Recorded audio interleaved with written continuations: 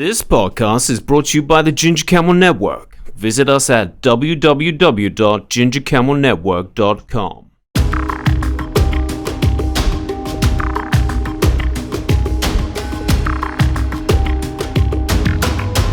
Good morning, good afternoon, good evening, whatever time you're watching, whatever time you're listening. Welcome to Your Onion podcast show. Today we have a very, very, very, very special guest. Her name is Ivonne Baki. Welcome. Pleasure to be here. Thank you. Thank you for coming on the show. It's a pleasure, really. It's my pleasure because I did some background reading. You did? And I was amazed. About? Well, just about everything that you've done. Oh, thank you. That's very kind. Really, I appreciate that. I was amazed coming here and seeing this amazing place you have here, Right. and the background that you have, and the people that you have. And I think this is amazing. This is what I believe that globalization is doing. It's creating this kind of things in Qatar. Absolutely. It's giving people the opportunity. Yeah, the opportunity to know other cultures, Yes. how important it is. If we're living in a world that is interconnected, you have to understand the other. I don't say you have to put yourself there, you have to understand it. You have to understand it, absolutely. Not tolerate. The word tolerate is against, because Yeah. tolerate, it means that you have to make an effort to tolerate. Accept, it's beyond that. It's just being part of this world that is interconnected, and we are also the same. We're all connected. Yeah. No, that's why I launched Doha Heat podcast, because I wanted to showcase the different cultures that were here in Doha. I thought so when I saw that name, Ginger Camel. Yeah. I thought it is. It's mixing East and West. Yes, absolutely. It's about everything is about that. We Yeah. are all about how do we create an atmosphere that everyone feels at home. Whenever you are in Qatar, you feel Qatari. Whenever you are in Ecuador, you feel Ecuadorian. If you are in Sweden or Britain, you feel British or Swedish. So this is what we have to be. Absolutely. Right, Yvonne.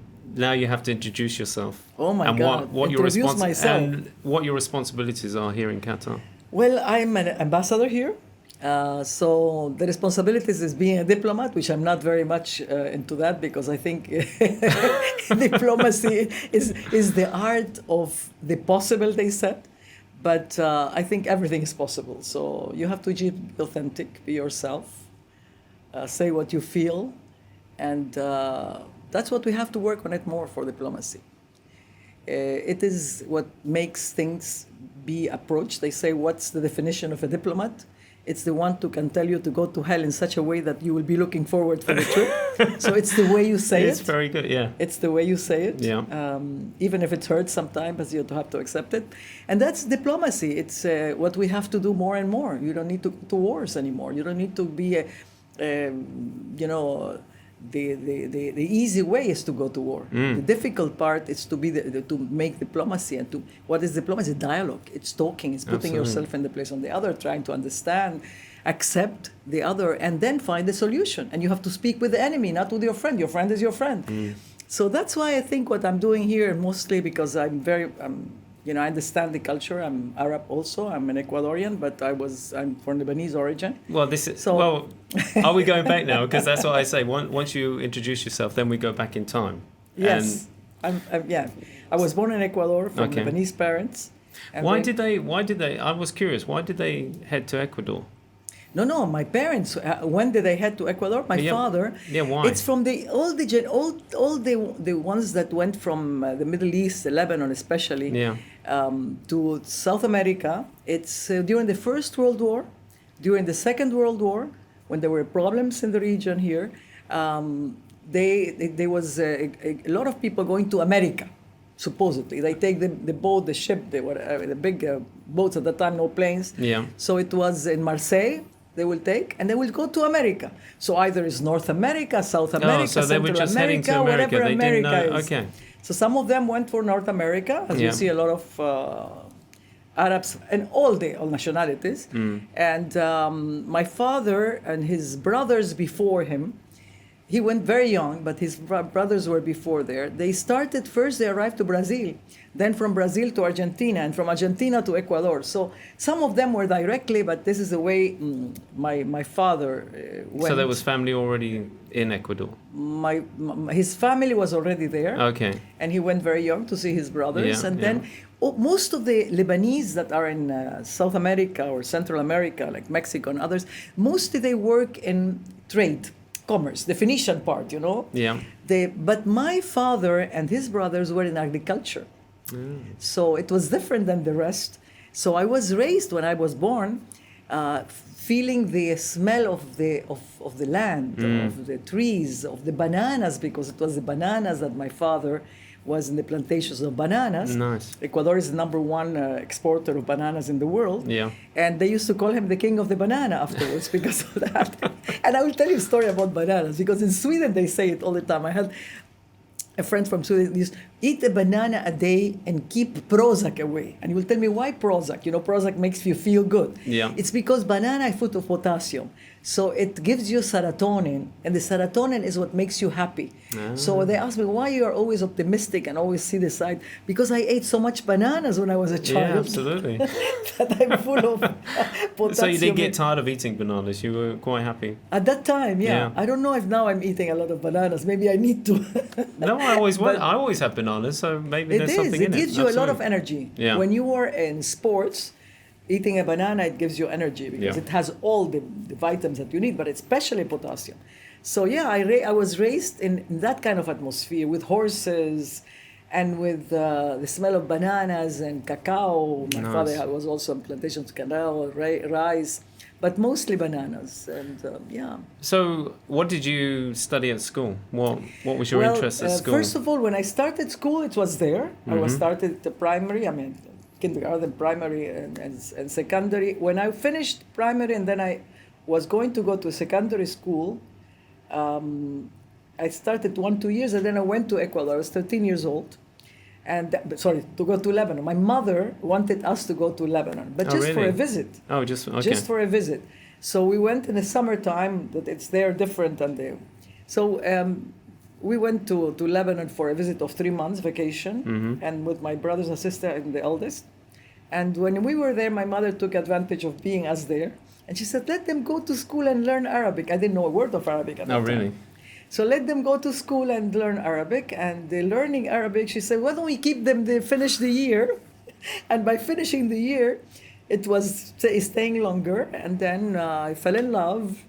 And I married very young. And my life changed because I stayed in Lebanon. Wow. So, okay. So you studied in Lebanon. I studied there. I finished in Lebanon. I didn't go into the school that teaches you Arabic only because I couldn't, being at the age of 13. Yeah. I had to be in the GCE program, the General Certificate Education. Okay. It's like the International Baccalaureate system. So I finished in that high school. Yeah. I finished high school. And then I married. And then my husband, who is an amazing person, he was my professor at university. I did architecture first. Okay. He was an engineer, architect. He has 3 PhDs. So he was my teacher at home and in school in a way. Yeah. Very strict. So he was the one that taught me how to learn all the other languages. I spoke only Spanish at that time, very little English. And of course, English, you have to do it. But in Lebanon, to enter university, you have to speak English, French, Arabic, the same. Oh, wow. You cannot go into college or university. Yeah. So there was a steep learning curve of learning languages. I did that, and then I did history of art. I started painting. I loved art. Because of the war in Lebanon, I started showing what I couldn't say in words through the arts. I was always in the arts. I liked music mostly. When I was a child, I started ballet, classical ballet, when I was 3 years old. So for me, it was music and dancing. And then I found out that I am good in sketching, and so... So was that influenced by anyone in the family, or you just found that natural talent? My father used to write, but in poetry kind. Okay. In the family of painting, artistic painting, and no. The dancing, maybe yes. There were other members of the family that were in the dancing also. But it was me. I had something that I felt that it was a need. Mm-hmm. I liked acrobacy. I liked the ballet dancing, Spanish dancing, music, classical music. For me, they told me something. Even when I became artist as a painter, I couldn't do anything without classical music as a background. Nice. And even now, if I want to work and I want to get inspired with creativity, it has to be with classical music, especially Rimsky-Korsakov, Shahrazad, which is part of my life when I was painting. painting the issues of the Middle East, problems of the Arabs and the woman, the power of the woman. So I'm using woman as a symbol for peace and love. And and then also Mussorgsky. So mostly it's very strange, but those were the ones that inspired me. And were you living in Lebanon while the civil war was? All the war. I lived all the 18 years, at least 18 years of the war. My children were born in Lebanon under the bombs. They didn't see anything except war. And I always say that the music for my children to sleep was just because the bombs were start when it's dark, so that they will see the target. So they had to have lights to see the targets. So then there was no light also, but still the bombs were there. So we didn't see any. They didn't see anything of Lebanon, the beauty of Lebanon that I knew before. They didn't see it. They saw only that. And that's why for me it was important to work for peace, because when you see people dying in front of you and you cannot do anything, it's frustrating. And you see that there is no reason. I mean, in the name of religion, supposedly, but it was not for that. It's for power, for control. Yeah. So it was a very difficult, of course, sad experience, but it made us. You know, they say that in malheur, in French, the sadness or the drama, the something that doesn't kill you makes you stronger. Maybe that's one of the things that I said. No, we have to work something out, and I think that's why I believe, thanks to my husband, that always pushed me for that.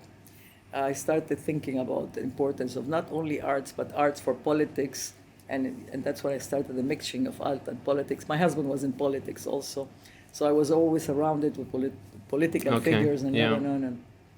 And then I realized that through politics alone you cannot reach, because once you get elected and you arrive, you are with a message, then you change it. And you start working instead of the people, because that's politics, it's for the people.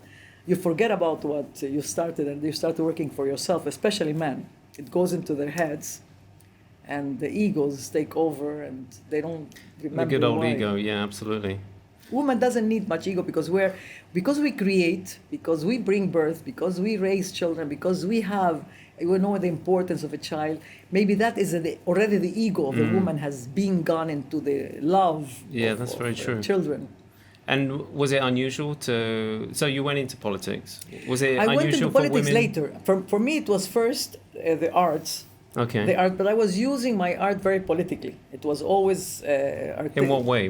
It was showing the woman as a symbol for peace and for unconditional love, using horses as a freedom kind of message, but always talking about how art goes beyond the word, and it is a very strong weapon for use for politics.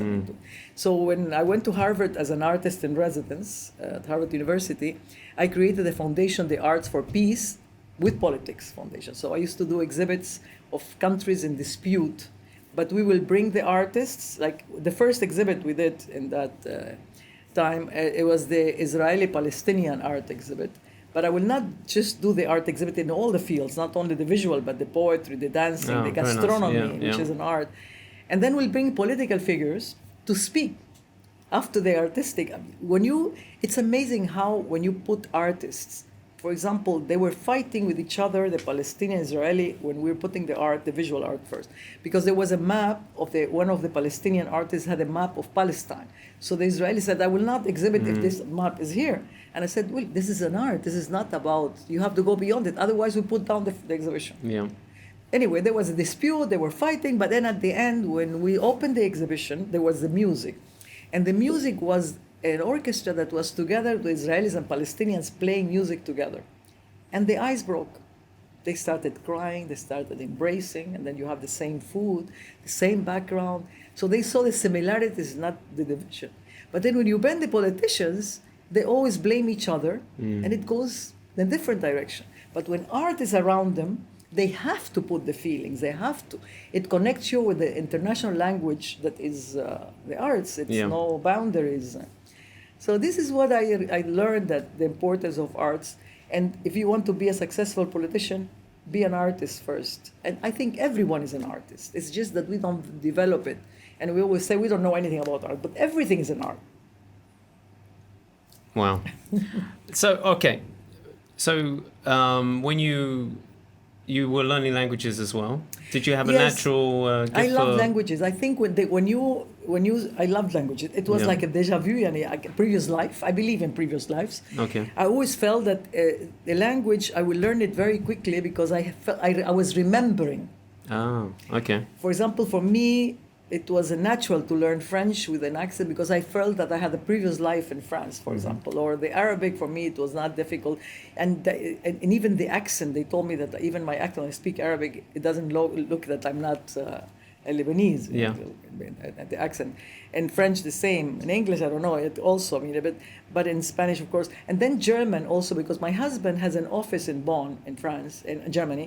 So we used to go a lot, and I started with my children started studying in the Deutsche Schule. So I took the German, and then after you learn few languages, all the rest are similar. If you speak Spanish, Italian, and Portuguese are just like Spanish, so it's easy. Yeah. And the Latin language, French is also similar.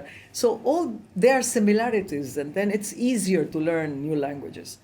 But for example, I speak 5 or 6 languages, but my daughter speaks 8 languages. Oh, wow. So for in the family, we used to sit at dinners every night, and my husband spoke many languages too.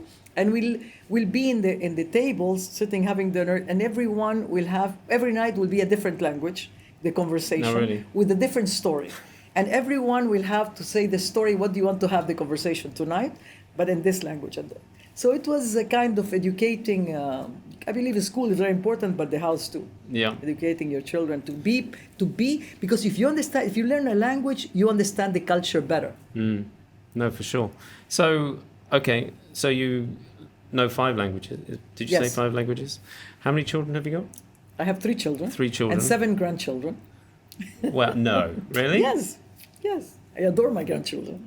And the youngest is my life. So how are you balancing everything, and then also going, art and then politics? How did you balance everything? And This is a good question because you have our brains. We don't use 1 per 1,000 of how we can compart them. You put the compartment, and I live the moment intensely. You have to live the moment.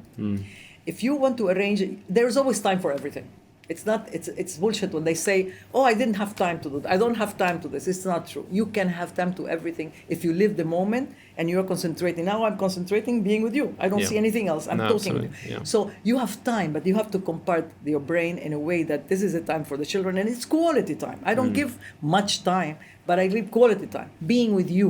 When I'm with my children, I'm with them 100%. When I'm with my grandchildren, it's 100%, the attention of it. So you can have more with less, but more. No, it's that not is so about the true. quantity, it's about the quality. That is so true, because a lot of people are always thinking about, issues at work or when they're with their children. They will be, and they're not yes, in the present time. exactly. No. Living the moment. Absolutely. This is the best book, The Power of Now. It's a great book. Yes. No, I've read that book. Absolutely. Okay. So how did you end up going into politics completely? By mistake. Everything happened in my life just like that. I never planned for anything. Even now they ask me, what are you going to do with it? What future? I say, I'm finished. I don't want them. So do you feel you're but just it on this roller coaster that's just pulling you along? It comes because of coincidence. Not coincidence, is a cause. There's always, for me, it was peace. For me, my drive was because of the war in Lebanon. Yeah. And because of seeing all the damage. My parents, in a way, passed away indirectly because of the war in 1982, when there was the invasion from the land, from the sky, and from the ocean, and everything was coming together when there was an Israeli invasion in Lebanon in 1982. So my parents lived in a place in Beirut. It was Khalde. It was the Khalde Triangle, they called it. It was in a villa up in the mountain near Beirut, not far from Beirut, but it's called the Khalde Triangle, where everything came down. And because it was high, from the water open to the sea, to the Mediterranean, and it from the land and from the plains, so from always, they hit that house, my parents' house. And my parents were there, and my brother, my second brother, they are younger than me, and it was a devastation. So they went to the basement of the house, and because of the dust, bombs and the things that come from the bombs, it was like infection that they got. My mother was only 54 when she got a galloping cancer. The development, they call it, goes just like that, 6 months. I mean, she was the most beautiful, youngest. When I worked with her, they would think she's my younger sister. Oh, really? But it was, and my So father. it's in the genes. My father, after that, he didn't want to live. But anyway, he had a cancer and a tumor because of that. The reaction of the bombs. It's not only that they kill; they also destroy generations. Especially those that they were used at that time. So indirectly they passed away for that. So from my life was I said, this is the only thing I want to do. I want to work for peace. And I'm trying. It's not easy. I did peace between Ecuador and Peru, not with the Middle East. My dream is still the Middle East. And look what we are now. No, we exactly. might have a war now. You know that we might have a war now because of what's going on in between Israel and the Palestinians, but also, the Israeli-Palestinian, if it's not solved, nothing is solved to terrorism. No. But now the problem is with the things that are going on with Iran and Hezbollah in Lebanon, and it could be a war there again. So how did you end up going back to Ecuador? How did you... Well, I ended up in politics. I'm telling you, since I was very young, I was representing Ecuador as an honorary consul general in Lebanon. Okay. Then when I moved to Boston, to Harvard and Washington, I was representing Ecuador as a consul honorary general in Boston also. But when we did the peace negotiations, and I was chief negotiator for the peace between Ecuador and Peru, the president that was elected, and we made him president to make the peace, he nominated me ambassador to the United States. So that's what my life changed completely, because it was very much political at that time. I was an ambassador, but it was political. And after that, it was in 1998 when we made the peace, and immediately I was nominated there. It was with President Clinton was president at that time, and then President Bush's son. So I was with both 5 years, 2 years and a half, 2 years and a half. And then in 2002, my son, Faisal, that was in Ecuador at that time. By the way, my son had graduated from Harvard. My daughter also, when I was there, they were all studying together. And my son, the eldest one, Muhammad, in Princeton, and then Yale, which was close by. So we were together all the time. My son, when he finished Harvard, he went to Ecuador because he liked Ecuador. He wanted to be like my father, doing things and the business and the agriculture. And he created a group of young for changing the problems in Ecuador for corruption and things that were happening. And this group of young, they came to see me in Washington when I was ambassador, just to ask me to run for president. Oh, really? And I was laughing because I left Ecuador when I was 13. Yeah. And I never came back except when I was doing the peace negotiations and then as ambassador, but I never lived in Ecuador. So I was telling my son, it's impossible. They said, no, we need a woman. We never had a woman in any politics, I think, there. And we want an outsider. And that's the moment. After talking, I ran for president.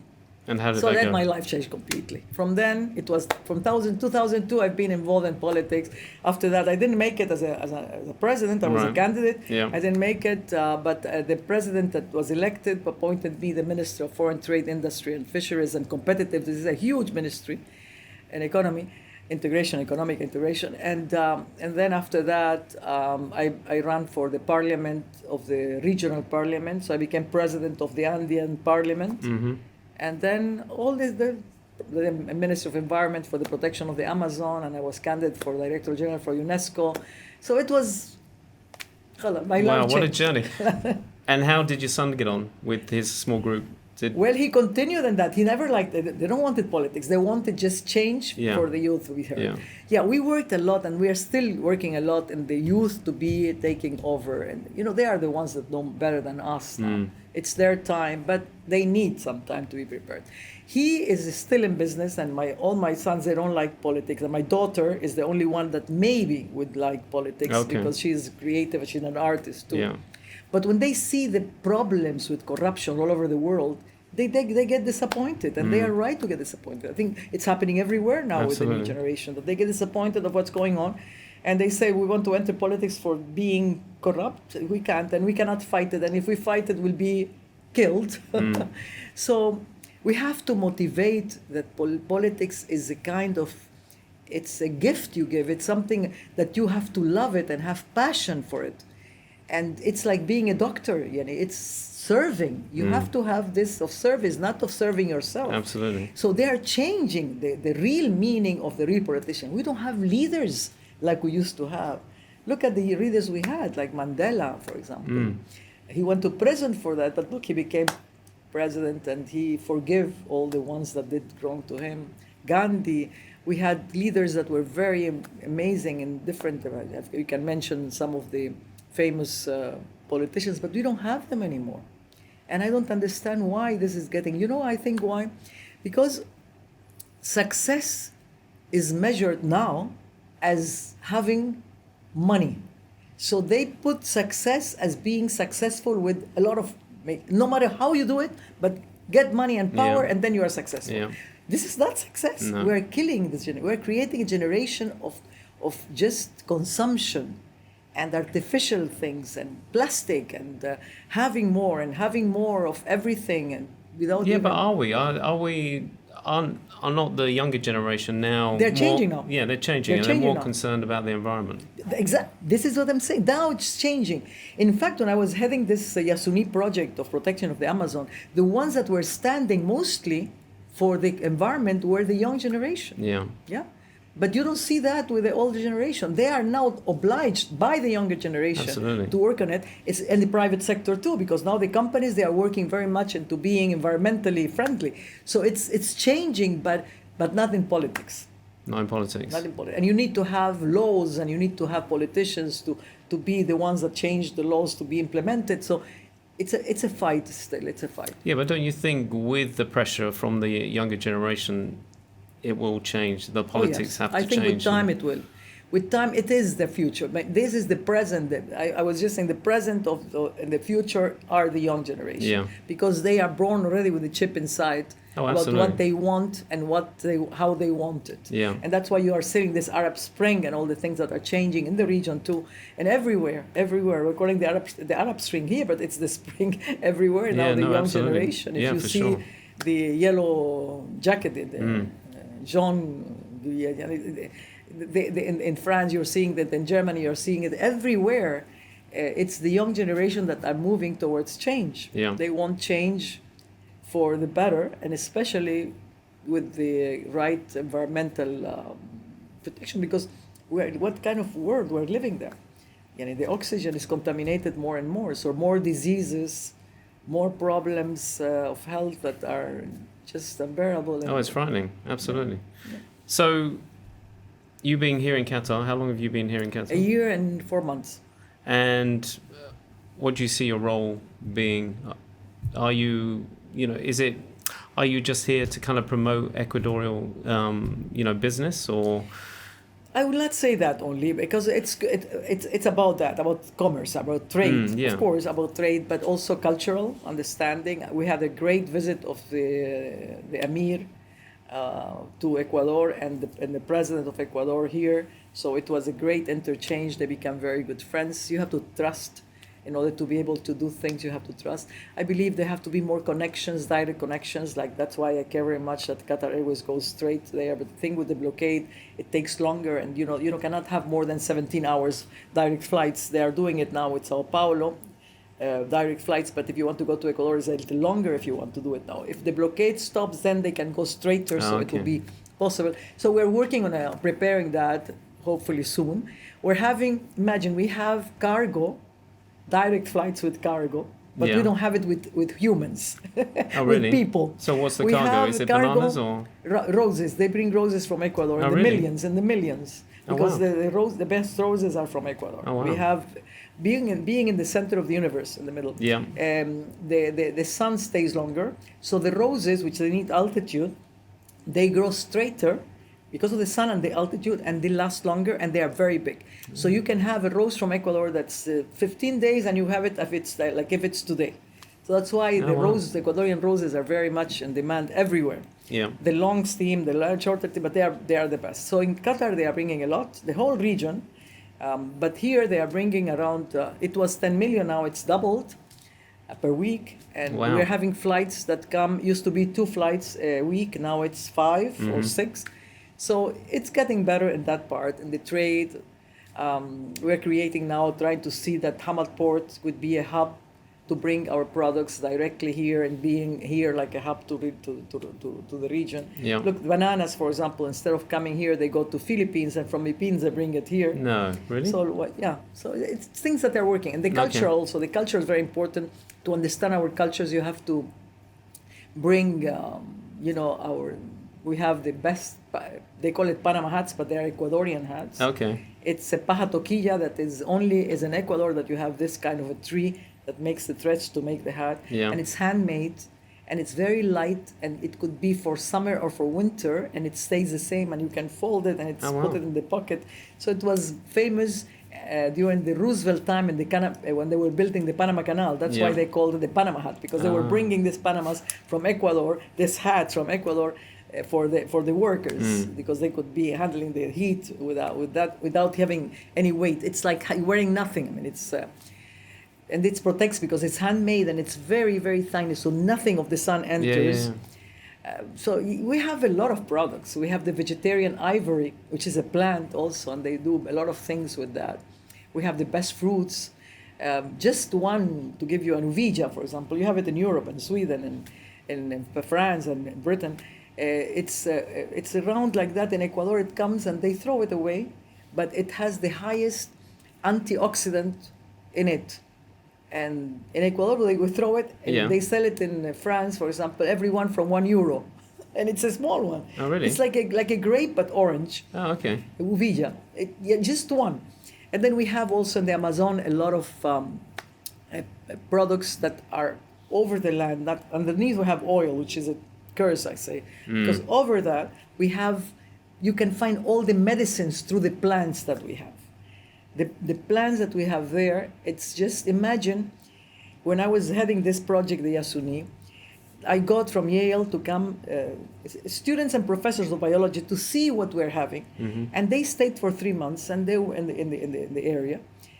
It's an area of 10,500 square kilometers, the size of Lebanon. And they stayed there, and they were putting, cameras and things to see what happens with the plants. They saw one plant, a fungus, that eats the plastic. Oh, really? Can you imagine that only? They eat the plastic. What's the problem of environmental damage is because of the plastic in the oceans and everywhere. This fungus eats the plastic. I'm telling you, just one. You find medicines for cancer, medicines for diabetes, medicines. But that's what they've always said. That we have them there, but it's not being developed. No. So we have to work more on that, because what's easier is to take the oil out, cut the trees, and take the oil, which is damaging the environment. Yeah, absolutely. What are the lungs to the world? The Amazon. Yeah. If you cut the Amazon, you cut the lungs to the world, the oxygen to the world. We're interconnected. Whatever happens, any place affects us all. Absolutely. So how long is your term here in Qatar? Well, it doesn't have to be a term, because I'm not a career diplomat. Usually career diplomats, they have 3 years to 4 years maximum. Okay. Because I'm a political appointee, it's a decision of the president or me. I mean, so we could see you here. It could be tomorrow, it could be next month, it could be next year. It depends on how I feel and how we're working in the things that we need to work. And how would you like to be remembered, in years to come? To have peace. Peace in the Middle East is still my dream. I think that's everyone's dream. Not to have to remember, just to be able to make, even if it's a small grain of helping this issue of the Israeli-Palestinian solution, that I think it is possible. That would be my dream. Maybe it's meant to be that I came here. I know I came here. I wanted to come because I wanted to be near my husband, who was sick, cancer. He passed away sadly. Oh, sorry. I came here for that, but mostly because his dream was too about the peace in the Middle East, Israeli-Palestinian, and me too. My husband fought in the Palestinian war. He's a Lebanese, but he believes in the cause of peace, and so this is something that I've been trying to work it out. When I went to Harvard as a student there, and I entered the Kennedy School, my professor was Roger Fisher, who was the guru of negotiations, and his dream was also the peace in the Middle East. And we were working on that. But it happened that the war between Ecuador and Peru happened at the same time, so we shifted, and he came with us, and we did the peace between Ecuador and Peru with Roger Fisher. He was the most important person for that. But our aim was to do it here. And still, look, it's still going on. Now they are talking about, okay, Donald Trump wants to make peace, supposedly with Jared Kushner, but they don't know. I mean, you have to have people that know what the importance of peace is. And you know how you know it? When you pass a war. Yeah. When you leave a war, you know the difference. Yeah. So they have to sit in the table, people that they want to create peace. And they have to have women and men working together, not only men. Absolutely. Because man sees it only, this is my position and I don't move. Yeah. And the other one says it's a position, I don't move. A woman comes and says, okay, answer questions, ask questions. Why you want peace and why you want peace? There are always different priorities. Israel wants security, the Palestinians want land. So you have to see how you manage to give both and make Jerusalem a neutral place. Do it like the Vatican. Yeah. First of all, Absolutely. Jerusalem is the place of all the religions, all of them. Yeah. They all started there. Yeah. It is for everyone. It's for humanity. It's not for just Israel or Palestine or the Palestinians. It's for everyone. Make it neutral and then deal with the rest. No, they want everything or nothing. The Palestinians want everything, the Israelis want everything. This is not possible. No. So you always have to have a way of dealing with the issues. And because they don't want to, because in order for them to stay in power, they have to continue with the war. In order for the Americans to sell arms, they have to create wars. In order for the Russians to sell arms, they have to continue with wars. So everything is about economic But do you think benefits. do you think that's ever going to change? It is going to change if we have the young generation Yes, talking and yeah. fighting for it. And do you think there's going to be more women involved? And they have to have more women Absolutely. and... No, I totally agree. Absolutely. We need the mothers. Yes. We need mothers to Yes. defend their children. No. So we need women. Thank you, Yvonne. Thank you. We've run out of time. Thank you, It's sir. been an It's a amazing pleasure. conversation. It's a pleasure having a And conversation. please come on with you. again, because I I'm will. sure we can. I will. I So will. thank you. Thank you. Thank you, everyone. Wish you all the best, and we'll catch up with you next week. Take care. Bye-bye.